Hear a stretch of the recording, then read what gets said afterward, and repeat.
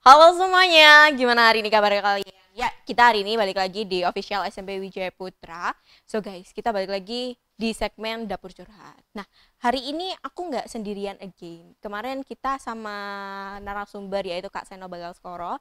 Terus sekarang ada juga nih narasumber yang nggak kalah dari beliau.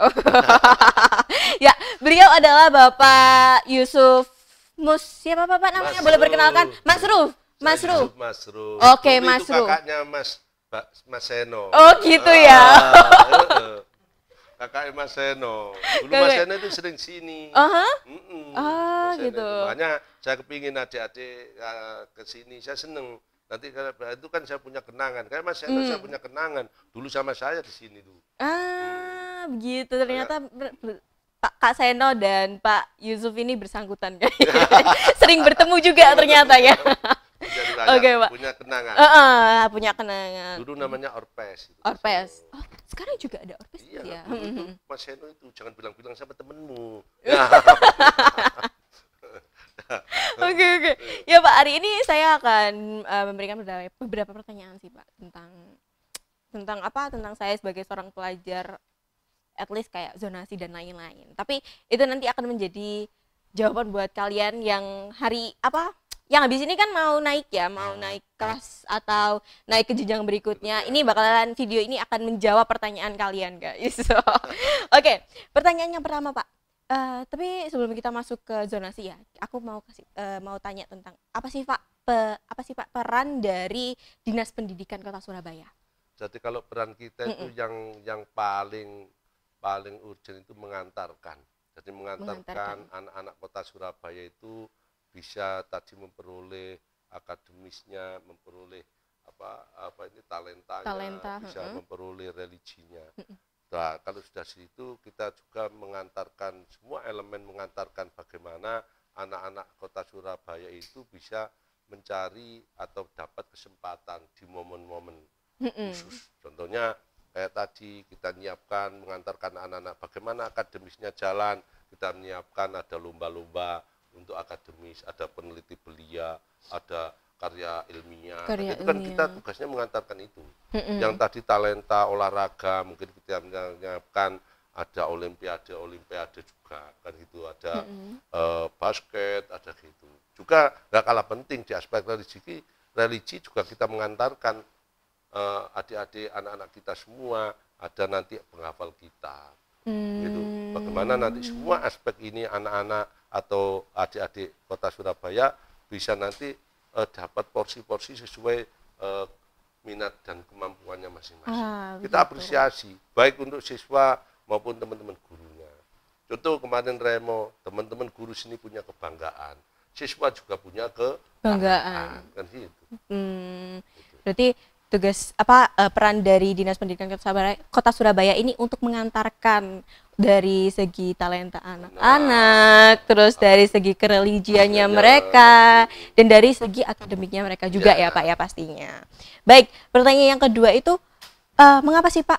Yang saya tahu ya, tadi tuh sebelum saya kesini saya sempat baca beberapa artikel bahwasannya untuk ke jenjang SMA itu tidak mengikuti kota, tapi mengikuti provinsi. Kenapa seperti itu Pak? Jadi kan kalau itu kan memang ini perlu saya sampaikan juga. Ini pas setelah ini kan ada penerimaan siswa baru. Itu memang kalau SMA SMK itu kan ada pelaksanaan kewenangan.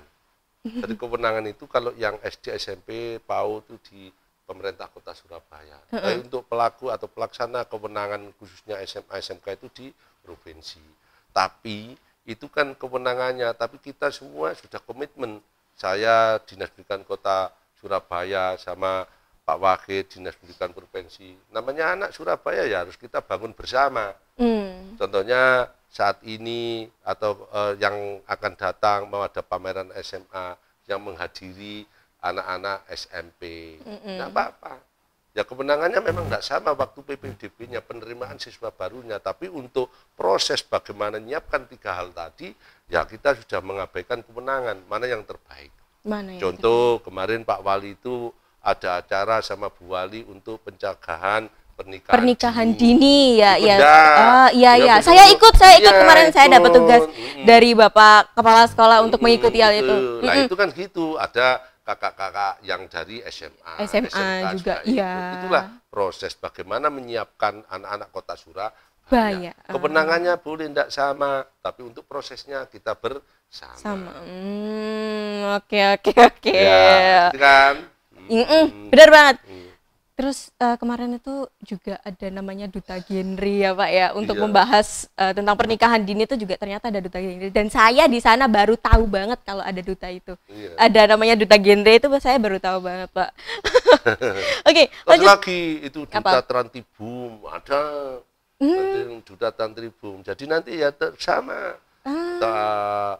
SMP, anak-anak SMP, anak-anak SMA, SMK sama. Tadi punya porsi-porsi masing-masing.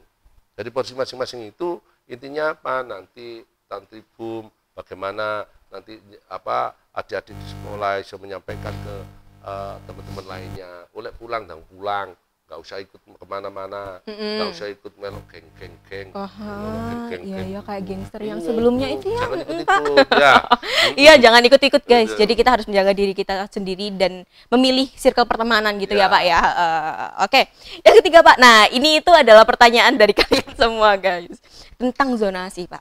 Membahasakan zonasi ini. Zonasi itu kan baru muncul atau baru ada sekitar 4 tahun yang lalu pada saat ada corona COVID-19 ya Pak ya. Kemudian dan dibalik itu juga pasti nggak luput dari yang namanya pro dan kontra yang mengikuti. Nah menurut Bapak nih apa sih tujuan dari adanya zonasi dan bagaimana sih cara kita sebagai seorang pelajar dan orang tua untuk menyikapi pro dan kontra tersebut? Jadi kalau zonasi itu kan sebetulnya filosofinya kan dari Kemendikbudristek itu kan intinya tetap anak-anak yang punya potensi atau punya kelebihan prestasi, baik prestasi akademis non akademis tetap diapresiasi. Dari situ makanya anak-anak yang mungkin nilainya bagus ya tetap tidak usah takut. Kenapa? Nanti kalau waktu pelaksanaan zonasi prestasi baik non akademis itu mengabaikan zonasi domisili. Mengabaikan iya. Oh iya. Nanti yang dibuat indikator itu ya kalau prestasi akademis berarti ya rapotnya. Kalau non akademis misalnya olahraga mungkin punya sertifikat atau kejuaraan pencaksilat, apalagi pencaksilat aja. Pencaksilat namanya tingkat kota, apalagi provinsi. Mungkin punya sertifikat olimpiade, mungkin itu tingkat kota, tingkat provinsi itu kan sebagai indikator kalau itu jalur prestasi seperti itu. Terus juga yang mungkin prestasinya kurang tapi kurang itu kan mesti tidak bisa. Kurang itu suatu saat bisa nambah. Kalau tidak bisa ya tidak bisa, tapi kurang suatu saat bisa nambah. Kurang berarti ada zonasi domisili. Zonasi domisili ini ya itu tadi memang radius antara sekolah dengan itu. Cuma harapan kami jangan zonasi ini kan kadang-kadang itu kan autentik atau disamakan mesti negeri. Sekolah kita itu tidak hanya negeri saja. Sekolah-sekolah baik, swasta pun banyak sekolah yang bagus. Banyak yang itu bahkan ada yang melebihi negeri. Banyak ya? Banyak banget. Jangan bilang-bilang ya. Itu banyak ya Pak. Nanti kalau biar nggak seperti dulu-dulu negeri mendit, misalnya minded gitu. Kalau negeri enggak banyak sekolah-sekolah teman-teman swasta yang bagus. Gitu loh. Dan itu yang terpenting harapan kami ya zonasi dan lain itu tetap anak-anak yang terpenting waktu nempuh pembelajaran, waktu nempuh proses pembelajaran tadi yang saya sampaikan diikuti dengan baik. Mudah-mudahan apalagi dikuati dengan doa, bakti orang tua, insya Allah menjadi sukses. Dan itu. Iya betul. Dan saya juga pernah berpikir sama kayak gitu. Jadi kayak negeri itu sebagai patokan. Jangan ya. Terus jadi saya langsung dikasih tahu negeri sama swasta itu sama aja Zara. Bahkan ada yang lebih dari itu gitu. Ternyata benar ya Pak, kata orang tua saya. Oke Pak. Terus gimana cara kita untuk pertanyaan kedua tadi, gimana sih Pak cara kita untuk menyikapi pro dan kontra itu menurut Kalau pro kontra harapan saya sih ya tadi anak-anak mulai belajar. Kalau saya sih menyesuaikan dari kemampuan. bisa kemampuan akademisnya, kemampuan talentanya, kemampuan jarak tempuhnya. Begitu.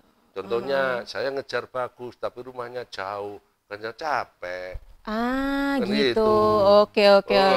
Oke, siap. Contoh misalnya rumahnya domisili.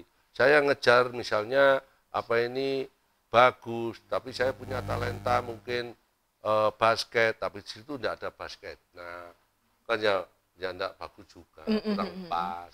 Kan loh. Jadi ya bagus itu nanti diukur tadi sesuai dengan kondisi kira-kira yang terbaik untuk masa depan kita masing-masing, Gitu. anak-anak masing-masing. Begitu.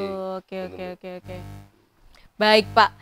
Mungkin kita bisa untuk istirahat sejenak ya, Pak ya.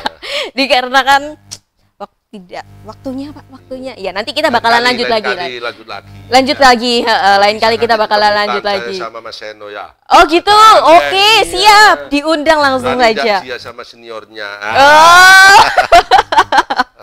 Oke, Pak. Gitu ya. Baik, terima kasih atas ketersediaannya ya, Pak ya. Baik, terima kasih sekali lagi dan terima kasih juga atas jawabannya yang telah diberikan. Oke, guys. Jadi itu tadi mungkin jawaban dari Bapak Yusuf Masru. Ya, Bapak Yusuf Masru selaku Ketua Kepala Dinas Pendidikan. Ya.